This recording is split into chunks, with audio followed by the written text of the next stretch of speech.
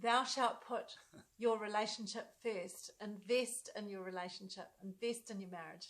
Now, most couples don't prioritise their marriage or invest in it. Instead, they get busy with lots and lots of other important things in life, things that are good in themselves, like the kids, running their businesses, all the work, all those other little things that they're doing.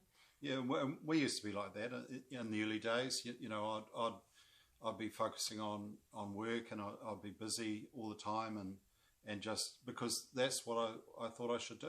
That's just what it seemed to me that everyone else did that. You go to work and you focus on that, and Chris would focus on the kids, and then we just didn't spend a lot of time together. Yeah.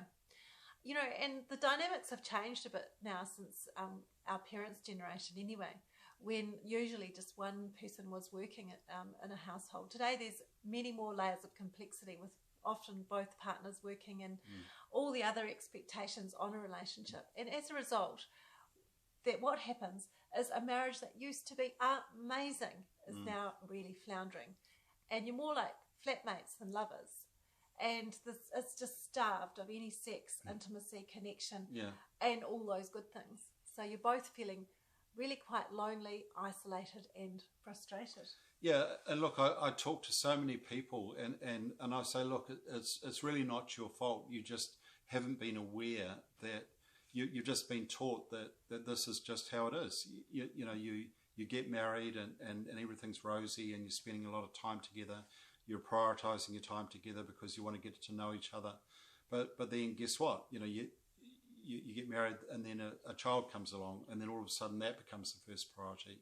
And then you've got to pay the mortgage, so that becomes the first priority. And everything else becomes the first priority, but none of you are getting your needs met. And so then it just becomes a very lonely, sad existence. But you kind of just think this is the way it is. You look around and you go, well, everyone else is the same. Everyone says we have a great marriage. We kind of do, but is this all there is? Until something comes along, you know, somebody starts to pay you some attention at work. And then all of a sudden, you know, an affair develops, or you just, you know, you get more attention from your mates down at the pub or down at the golf course. So you start to prioritise that, because everyone is going to do what they need. Everyone is going to get their needs met, and do what they want, and not necessarily what they need. It's like eating your veggies. You know, it's something, if you want to be healthy, you've got to prioritise it. Yeah, absolutely. And so, you know, when we're living like this and we're not putting the relationship first, then, you know, if these things sound like you, then you need to invest in your marriage. And what do we mean by that? You need to invest the time, focus, and the money, just like you would in a business or in a sports, if you're a sports person. Yeah, exactly. Like we've done a lot of business coaching and leadership development work, and businesses that they don't even think twice if they've got a problem in their business. If they want to scale their business to the next 500,000 or the next million, then it's nothing to invest, you know, 50,000 or 100,000 in their business to get those results. And yet, how many of us put a value on our relationships? How many of us put a value on you know, what it means to, like when I was younger, I didn't really value how it would be with us now. So we, I mean, luckily we did invest in our marriage, but for me, the value of being with Chris and being with our granddaughter and being together to enjoy our future is priceless. And yet we value all of these other things, invest in our business, but we don't invest in our marriage. Yeah, for sure.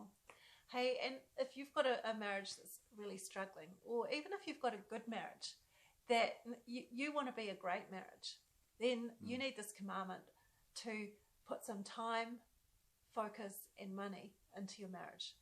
And how do you start? You know, to get crystal clear on how your relationship's really tracking, you can check out our tool, the Relationship Quality Diagnostic. And if it's clear that you need to make some adjustments, then our Island Vision process will get you started with a plan to turn your dream into reality. Because remember, a dream without a plan is just a delusion.